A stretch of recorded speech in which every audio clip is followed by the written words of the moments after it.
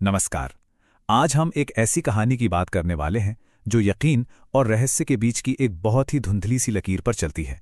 ये कहानी है बाबा हरभजन सिंह की, जिन्हें लोग अमर संतरी के नाम से भी जानते हैं। तो चलिए जरा सा माहौल को समझते हैं। सोचिए, टेम्परेचर है -30 डिग्री, ऊंचाई 14,000 फीट से भी ज्यादा, और चारों तरफ सिवाय बर्फीली हवाओं के और कुछ भी नहीं। हम बात कर रहे हैं सिक्किम के नाथुला पास की, जो भारत की सबसे मुश्किल, सबसे चुनौतीपूर्ण सीमाओं में से एक है। लेकिन इसी वीरान, इसी मुश्किल सीमा पर एक सैनिक की ड्यूटी उसकी मौत के बाद भी जारी है। सवाल यह है कि ये कैसे हो सकता है। चलिए इसी रहस्य की तह तक चलते हैं। तो इस हैरान कर देने वाली कहानी के सेंटर में एक असली सैनिक है।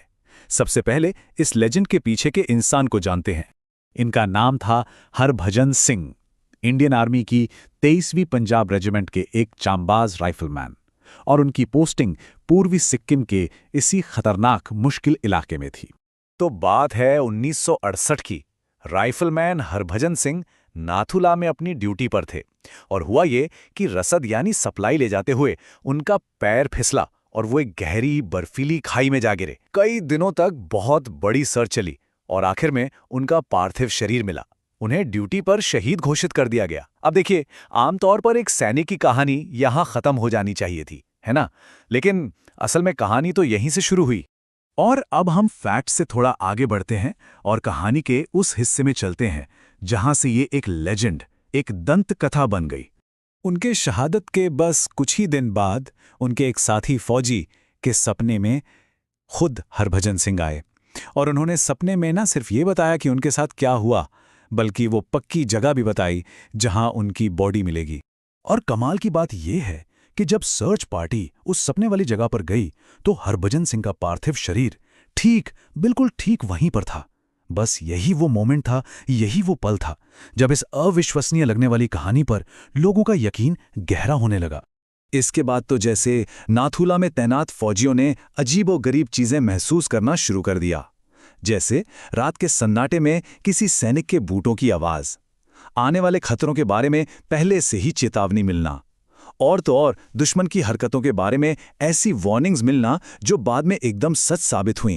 ये बातें सिर्फ कुछ फौजियों के पर्सनल एक्सपीरियंस तक ही सीमित नहीं रहीं।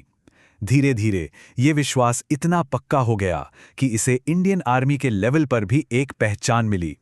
देखिए, इन सब घटनाओं को सिर्फ सुनी सुनाई बातें कहकर खारिज करने के बजाय इंडियन आर्मी ने एक बहुत ही अलग, एक असाधारण कदम उठाया। उन्होंने हरभजन सिंह के सम्मान में एक मंदिर बनवाया, जिसे आज हम सब बाबा हरभजन सिंह मंदिर के नाम से जानते हैं। और ये कोई आम मंदिर नहीं है। यहाँ आज भी बाबा को एक ऑन ड्यूटी सैनिक की तरह ही ट्रीट किया जाता है। मतलब हर रोज उनके लिए साफ यूनिफॉर्म रखी जाती है, उनका बिस्तर लगाया जाता है, जूते पॉलिश करके रखे जाते हैं, और यहाँ तक कि उन्हें खाना भी परोसा जाता है। फौजियों के इस विश्वास को और ज्यादा मजबूत करने वाला एक सबूत उनकी रात की पेट्रोलिंग से जुड़ा हुआ है। कहा जाता है कि सुबह जब उनका कमरा खोला जाता है तो उनके जूतों पर अक्सर कीचड़ लगा मिलता है, बिल्कुल वैसे ही जैसे कोई सैनिक रात भर बॉर्डर पे गश्त लगाकर वापस लौटा हो।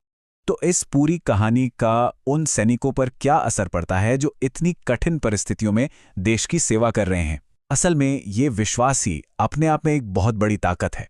ये कहानी सिर्फ कोई डरावनी कहानी नहीं है, बल्कि इसके कई पॉजिटिव असर भी हैं। ये उन मुश्किल हालात में सैनिकों का हौसला बढ़ाती है, उन्हें एक सुरक्षा का एहसास देती है। यहां तक कहा जाता है कि बॉर्डर के उस पार चीनी सैनिक भी इस मंदिर का बहुत सम्मान करते हैं। और इतना ही नहीं, इंडियन आर्मी कई सालों तक उन्हें मानद प्रमोशन भी देती रही। तो यहां पर दो तरह की सोच सामने आती है। एक तरफ हैं सैनिकों के खुद के अनुभव, वो चेतावनियां जो सच साबित हुईं, और कीचड़ लगे जूतों जैसे सबूत। वहीं दूसरी तरफ ये भी तर्क है कि शायद ये सब उन मुश्किल हालातों का एक मनोवैज्ञानिक असर हो, या फिर मोराल बूस्ट करने वाली एक पावरफुल कहानी हो, या फिर देशभक्ति और ड्यूटी का एक जीता जागता प्रतीक। तो सच जो भी हो, एक बात तो तय है, इस कहानी का जो सार है वो ड्यूटी की उस भावना से जुड़ा है जो कभी खत्म नहीं होती।